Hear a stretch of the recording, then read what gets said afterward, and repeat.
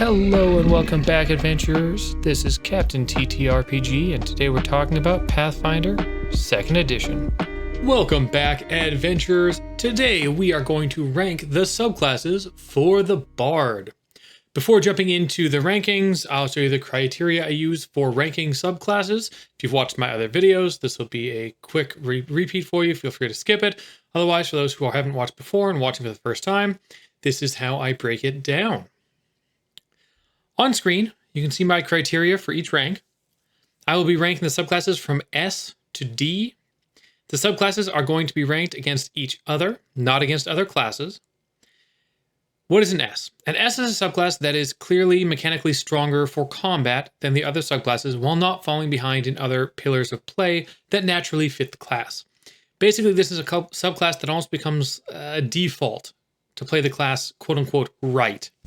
I largely believe that Pathfinder avoids this, but there are some subclasses that occasionally do land here.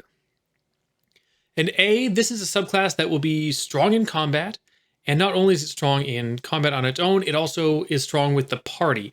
It's, PF2e is based on cooperative team play, and so this is a subclass that really takes advantage of that team play, and really is where we want to live. It's strong mechanically, it's strong in team play, and then it's good in either social or exploration, whatever the class is supposed to be good at. A B, this is a subclass that is still mechanically strong on its own or does a good job of boosting the rest of the party, but not necessarily both.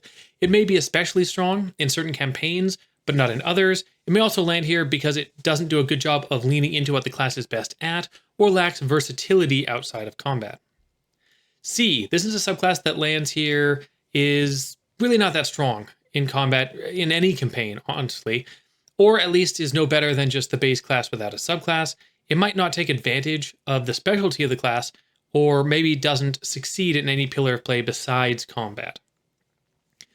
And D, you might want to avoid this. These are what I call trap subclasses. Sadly, they do pop up from time to time. They're not always something you find in classes, but if you've watched my other videos, you know that we have seen a couple of these. So I do recommend staying away from anything that gets a D. All right, with that out of the way, let's jump into the Bard. With the Bard, given the remaster, and Howl of the Wild, we have 5 subclasses to rank. These are referred to in the class as the Muses, and those are Enigma, Maestro, Polymath, Warrior, and Zoophonia. I'll walk through each muse, discuss its strengths, combat and counterplay style, benefits to other pillars of play, and the fit for the class before giving my final ranking. So what kind of benefits do muses provide in general? At level 1, you'll get a feat that is your muse feat. This is a passive buff or changes to utilization of skills or something to your composition cantrip, something like that. That's usually what these feats focus around. But it is a feat at level 1 that you just get, which, again, you're a spellcaster, so normally you don't get a feat at level 1. This just grants you one. A muse spell. This is also something at level 1. And it is a level 1 spell that you're granted that will be in addition to the spells you choose at level 1. This is something that you cast with your spell slots, but it's a free addition. And keeping in mind the type of caster you are a spontaneous caster, so this is part of your repertoire. It's just added to it. It doesn't take away from what you can choose. So that's all you get at level 1 with your muse, but each muse also provides a set of feats that you can only take if you've taken that muse, and that is anywhere between 6 and 8 feats that are exclusive to that muse, and that is a lot of feats. So you can almost take yourself to level 20 taking feats just tied to your muse occasionally. All right, with that out of the way, let's kick off with the Enigma Muse. Your muse feat is Bardic Lore. You gain proficiency in a special type of lore called Bardic Lore, and this allows you to recall knowledge on any topic. Anything. Which is awesome. Sadly, it can only be raised above trained proficiency by becoming legendary in occultism, at which point your Bardic Lore just becomes expert. But that's the highest it'll ever be, so you can't get it as high as some of the other lores, but it can be used for anything. Your Muse spell is Sure Strike. This lets you, for 1 action and the spell slot, makes it so your next strike, you get to roll twice and take the better, or what you might know of as advantage from something like D&D. You also get to ignore any flat check that you would normally have to take to target the creature due to it being concealed.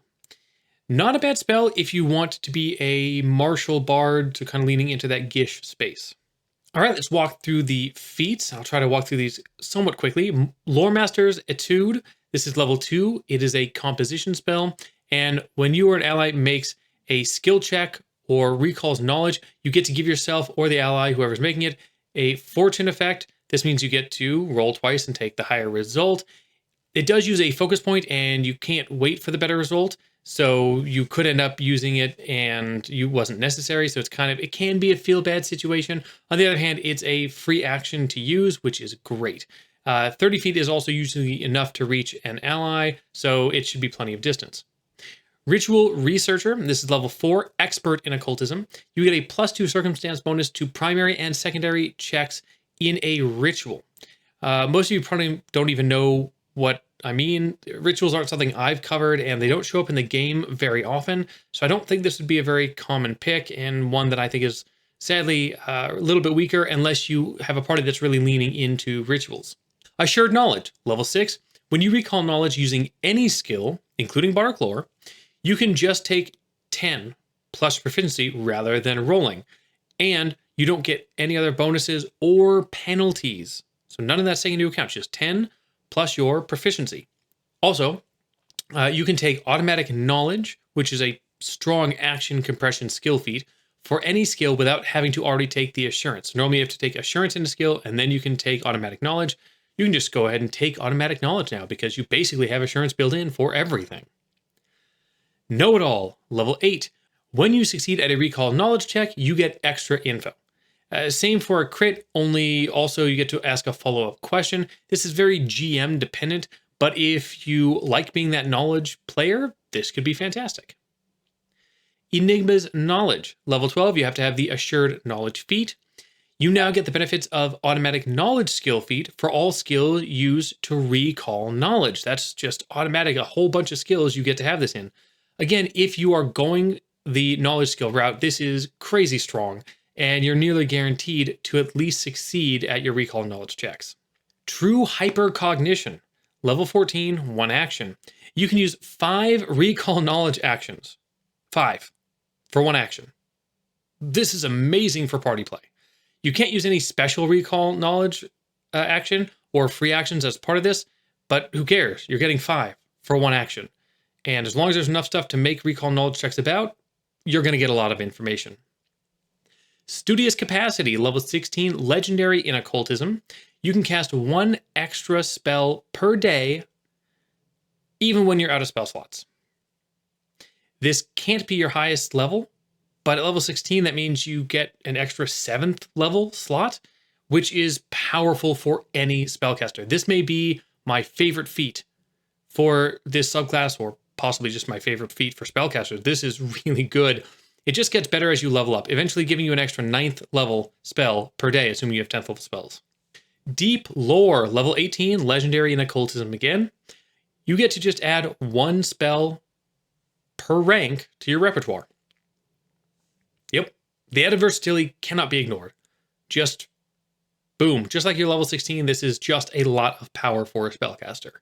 While many of the early feats are very narrow in helping you succeed at recall knowledge checks, they still increase the specific action in meaningful ways. Unfortunately, that is a fairly narrow focus. There's not a lot of characters that necessarily need to focus on recall knowledge. Of course, when you get to level 16, it goes crazy, and the level 16 and 18 feats are extremely powerful for a full caster like this.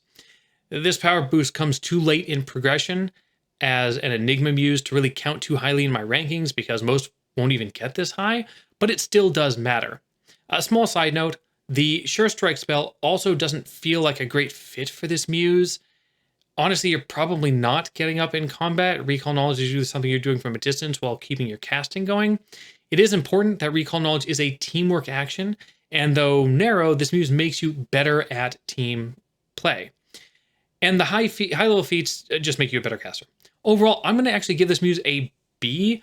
It had a little more if it had a little more versatility in the early feats, then it would do better, but I think B is a fair ranking for this muse.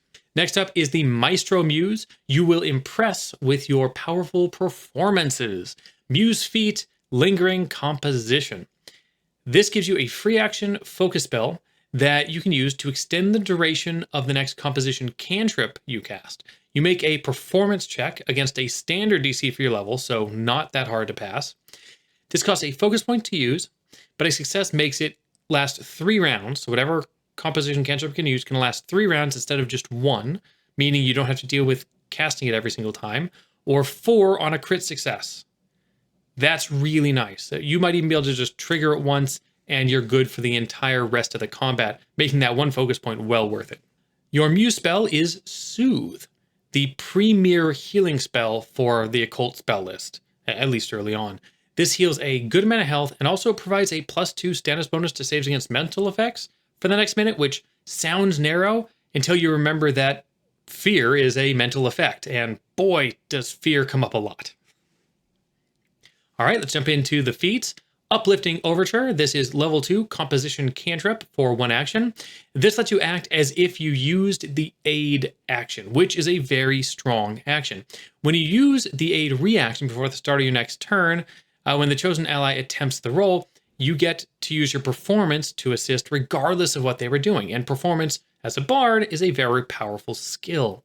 If you fail, you still succeed. If you are legendary in performance, you automatically crit succeed at this.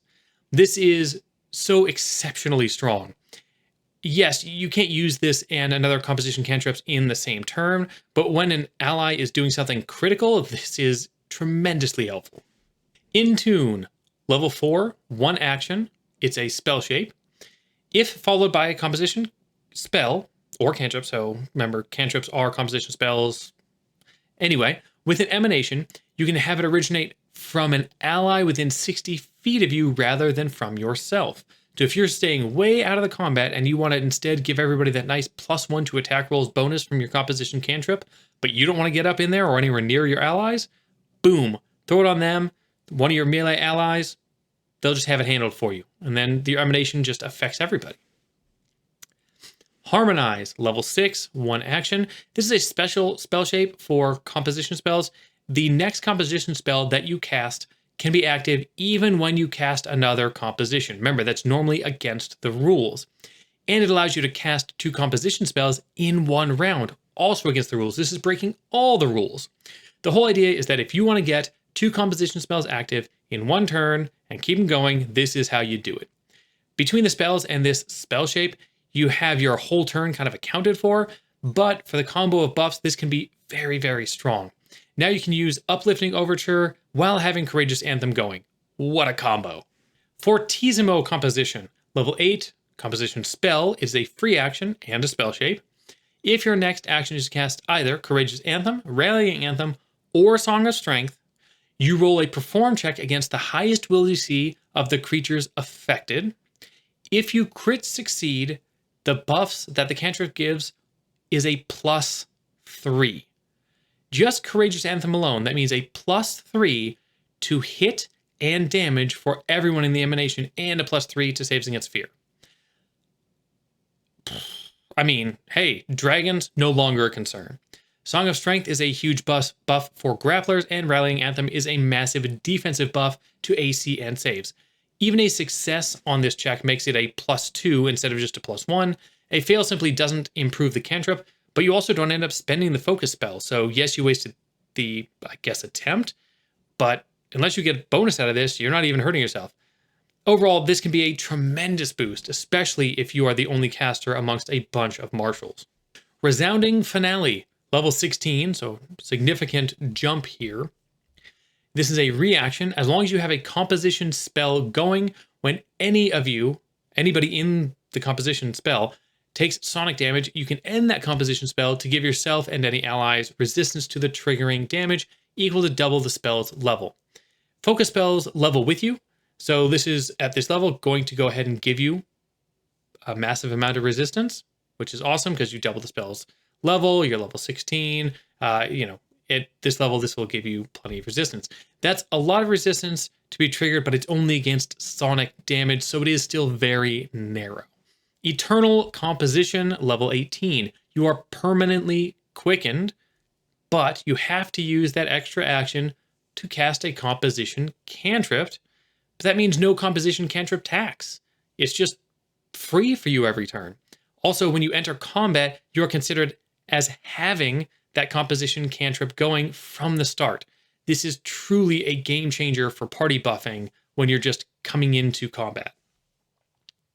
Symphony of the Muse, level 20, requires you have the harmonized feat. No more worries about setting it up. Now you can just cast as many composition spells as you want in a turn, and all that you have going, keep going. Just add to the pile and buff like crazy. The Maestro Muse Bard gets to break all of the class rules. You are extending spells that are supposed to be one turn only. You can cast more than one in a turn. You get to keep multiple going at once. They don't even have to be centered on you. This is an A subclass. If you want to be the top of the line support, this is how you do it. You are absolutely the greatest buffer on any playing field. If you just want to break the rules because it's fun to break the rules, this is also the subclass for you. All right, we may not be breaking rules like that again, but we have the Polymath Muse. You are the jack of all trades. Your Muse feat is Versatile Performance. You are the master of performance. You can use it instead of diplomacy to make an impression. You can use it instead of intimidation to demoralize. And you can use it instead of deception to impersonate. Also, if you're going to go grab skill feats, guess what? Those are charisma-based skill feats. Well, you just need proficiency with performance in order to take those skill feats. You don't even need the individual skills themselves. Great stuff. Your Muse spell is Phantasmal Minion. This is a 3-action sustained summon spell, and you summon a phantasmal minion, and you can choose for it to be invisible or not. I don't know that it's my first pick as a strong first level spell, but it can be when used by the right person. Just keep in mind, if you're sustaining this and you're casting a cantrip every turn, you're using 2 actions right there. So keep that in mind. Feats. All right, so Esoteric Polymath at level 2, you basically have a spell book, and that lets you either have an additional spell in your repertoire each day or turn another of your repertoire spells into a signature spell. Really solid versatility, and you're going to get to add spells to this, spell book just like a wizard would. Versatile Signature, level 4. Each morning during daily preparations, you can change one of your signature spells. Keep in mind that the signature spells are those that you can upcast freely. Unlike the rest of your spells, the new choice has to be one from your repertoire, but this versatility can be really useful. So being able to adjust and not just stick with something you made a choice of, levels ago is very nice. Eclectic Polymath, level 8. Master in Occultism this time. You gain proficiency in all untrained actions equal to your level, much the way that Untrained Improvisation does at level 7. Unlike the general skill, though, you can use trained actions despite being untrained. And when you're legendary in Occultism, you can use expert actions regardless of your lack of training. I mean, that's very, very cool. Unusual Composition, level 8, 1 action, spell shape. If your next action is to cast a composition spell that is visual or auditory, now any sense a creature has can sense it. This helps you affect creatures that normally avoid composition spells. In certain campaigns, this is very, very useful. Not going to be important in all of them, but it can be depending on what you've got going on. Eclectic Polymath, level 12.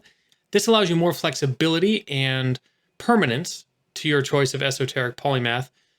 Now you can keep the spells you learn through Occultism. Impossible Polymath, level 18, trained in one other knowledge skill. You can add spells from the other tradition to your spell book. You just have to be trained in the associated skills, so Arcana for arcane spells, for instance. This completely changes the game on your spell versatility. I just wish it had happened to level 14 and not 18, but crazy powerful. And Ultimate Polymath, level 20. All of your spells in your repertoire are signature spells. Upcast to your heart's desire. So free upcasting of anything you've got is actually really strong in the system. And it is very unique amongst spontaneous casters. So absolutely take advantage of this. The Polymath Muse is really about spell versatility. It doesn't lean as heavily into the composition spells as some of the others, but because it focuses heavily on spell versatility, it actually is quite strong. Normally, I would mention how it doesn't have features focused on teamwork or defenses, but by adding greater spell versatility, it kind of has those anyway. I'm giving the Polymath an A though, because it just doesn't lean into what the class is really best at. I don't blame you if you think of it an A, because it's just a very strong spontaneous caster. It is so much power. If you're going to get to high levels, if we were judging this on level 20, this would be S because of its versatility. But I still don't think it's as strong as it could be, because it kind of avoids the central theme of the class. Now we've gotten to a very unique perspective on a bard, the Warrior Muse. Time to get gishy with it. Muse feat. Why do I write these things? Muse feat. Martial performance. If you have Courageous Anthem active and hurt an enemy with a strike, your Courageous Anthem extends an extra turn. So as long as you keep striking each round, you get free Courageous Anthem. The same benefit applies to Song of Strength and Rallying Anthem if you have one of those active, so you can pick those up later and do the same thing. The one downside to keep in mind is that Charisma is your key ability score, so you will have a reduced chance to hit with weapons versus martial allies, but it is being propped up by Courageous Anthem, so I mean it all kind of is a wash, and you should be okay if you focus on, dexterity or strength as your secondary ability score. Muse spell, Fear. For me, this is a must-choose spell for anyone using the occult spell list anyway at level 1, so just getting it for free is fantastic. Feats. Song of Strength. Level 2, Composition Cantrip. You and your allies get a +1 bonus to athletic checks and a +1 against athletic actions from enemies. So it's both offensive and defensive if you got a grappler in the party. Courageous Advance. Level 4, 1 action, a spell shape. If your next action is casting Courageous Anthem, you can choose one ally in the emanation, and that ally can stride as a reaction. Could be helpful, but is it worth the action on your turn? I'm really iffy on that. Defensive Coordination, level 6, 1 action, spell shape, and requires Rallying Anthem. If your next action is to cast Rallying Anthem, which is a strong level 4 composition cantrip, that's all about defense, you can raise a shield, and an ally in the emanation can raise a shield as well as a reaction. So suddenly the spell shape, getting to raise a shield is 1 action anyway, and somebody else gets to use a reaction to do so. I mean, it could be useful if you really want to lead into the defensive side. Reflexive Courage, level 8, reaction. If you have Courageous Anthem going, you basically get a reactive strike that triggers on extra effects and actions. So we already know reactive strike is strong. That's what this is. Courageous Assault, level 10, 1 action, spell shape. If your next action is casting Courageous Anthem, you can allow one ally in the emanation to make a strike as a reaction. And if you've got some strong martials in your party, this can be great. Especially if one doesn't have reactive strike, but even if they do, they don't always get to trigger it. Getting your fighter or barbarian extra swing, that's well worth the 1 spell shape. Shared Assault, level 12. If the ally who used the reaction strike from Courageous Assault gets a crit, you can choose another ally in the emanation, and that ally can also use a reaction to strike. This doesn't go beyond the second ally. The issue with this is it relies on the previous ally getting a crit, which is, I don't know, maybe a 15 or 20% chance. Maybe it's something weak, it's higher than that. And even then you have to have another ally who would even get value out of this. Be careful, this one seems like it's potentially a trap, depending on the team makeup. Triumphant Inspiration, level 14, a free action. If you critically strike with a weapon attack, you can cast a composition cantrip for free. Sounds cool, right? Great action compression here. But how often will you be striking without a composition cantrip already active? And if you have one active, is it probably one that you can extend by striking anyway? And would you really want to replace it with a different one? There's so many questions. This feels like a pretty bad feat, actually. Courageous Onslaught. Level 16, 1 action, and a spell shape. If your next action is casting Courageous Anthem, you can allow one ally in the emanation to stride and strike as a reaction. Cool, but is it worth another feat just to get that little bit of a bonus? Only you can say that. I just don't think it's as strong as some of the other high-level feats we've seen so far. I love that the Bard class gets to be a Gish. I think that the base feat extending the composition cantrip that you're probably going to want out a lot of the time anyway is fantastic. And if you go the full Gish route, it is basically necessary and quite strong. The problem is that so many of the other feats, I mean, they're even anti-synergistic. Courageous Advance and Courageous Assault and Shared Assault and Courageous Onslaught all assume that you want to still spend an action on your turn to cast Courageous Anthem, but you really only want to do that once per combat at the start if possible. And if you go first with no allies to take advantage of any of these, well, then you're really in trouble. On top of that, you have Triumphant Inspiration that I already discussed. As much as I would love to play a Warrior Muse, I would take note that none of these feats are really that great. To me, this just screams C. And if it wasn't for the crazy strong level 1, it might even be worse than that. I just feel like a lot of the feats are traps.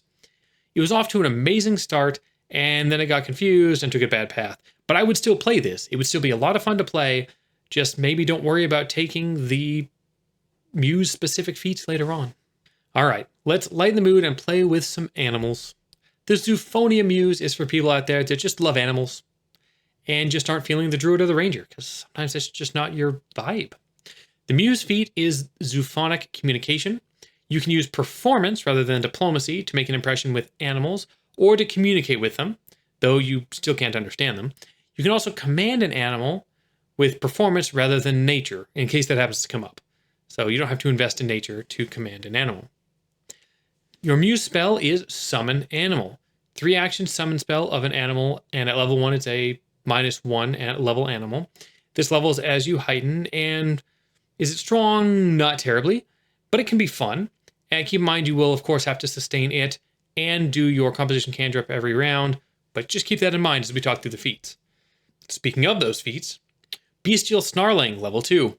This is basically an AoE fear attempt using Performance or Nature. The area is just the immediate square around you, which isn't ideal as you don't really want to be up with creatures. However, if you have an animal companion, say from the Summon Animal spell, or even better, if you take Beastmaster archetype, which fits with this subclass so well, the AoE happens around the animal too, which is fantastic. If your check succeeds, the creatures are frightened 1 or 2 if the creature was an animal, so you can extra fear beasts. So it can be cool, just make sure that you've got the right setup to take advantage of 2 of you making it rather than just 1. Zoophonic Composition, level 4, free action. If your most recent action was to cast a composition cantrip, you can command an animal or sustain the Summon Animal spell for free. This is what I said, hold on and wait for feats. This puts the puzzle together. This means you can actually go with Beastmaster, or you can use your Summon Animal spell and feel really good about it. If there's a necessary feat for this Muse, this is it. Ears of the Forest, level 8. When you seek, if there are animals in the area you are seeking, you can use their senses to help you. Very, very narrow and reliant on the GM to get any value out of it. Be very careful and talk to your GM before you take it. Songbird's Call, also level 8, composition spell. This spell creates a 15-foot emanation around you that is just a crazy amount of birds, basically.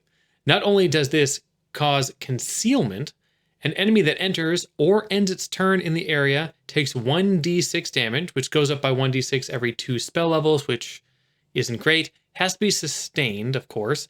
If this didn't have to be sustained, it still wouldn't be great, but with it being sustained, it's just okay. If you're worried about ranged attacks on you, though, the concealment can be very good.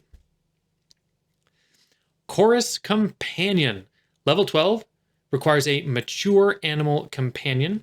Not only does your animal companion get training in performance, your composition cantrips can also be centered on your companion rather than yourself, as long as the pet's within 30 feet of you. This is really very useful, but it assumes that you took an archetype, that you get an animal companion, so just keep that in mind. If you really are going to go that Beastmaster archetype route, this can be great as your beast is now giving your boost to everybody around it. Musical Summons, level 14. Summon Animal becomes a composition cantrip for you. That makes it a great spell, and because it's a cantrip, it auto upcasts. So at this level, you would get to summon a level 9 animal, or maybe, which in this case would be like a Mastodon, or Megalodon if you're in the water. This is really cool, even if it's not the strongest thing in the world, although it is strong, don't get me wrong. This is just cool. And now you could have an animal companion and a summon beast out and feel good about that combo. Pack Performance, level 18. It's a reaction when a spell you are casting or sustaining is countered. An animal companion of yours strides and strikes the creature that counteracted you. If the attack hits, you aren't counteracted. This is so crazy situational. I could never recommend taking this. Maybe there's a very specific campaign where there's creatures constantly counteracting you. Boy, this doesn't feel worth it. I would not touch this with a 10-foot pole. The Zoophonia Muse sits in a weird spot. It's very situational and in some ways very dependent on the GM, but more than that, it's dependent on taking an archetype that grants you an animal companion. Technically, many of the feats could work with your summon animal, but not all of them, and not that well. Fortunately, this is a C subclass because of that. There's so much riding on all of these other things to line up perfectly. If you take Beastmaster, though, if you go that route and get Beastmaster as a bard and take this, honestly, this becomes an A for me. If you're going to go Beastmaster with free archetype, this is great.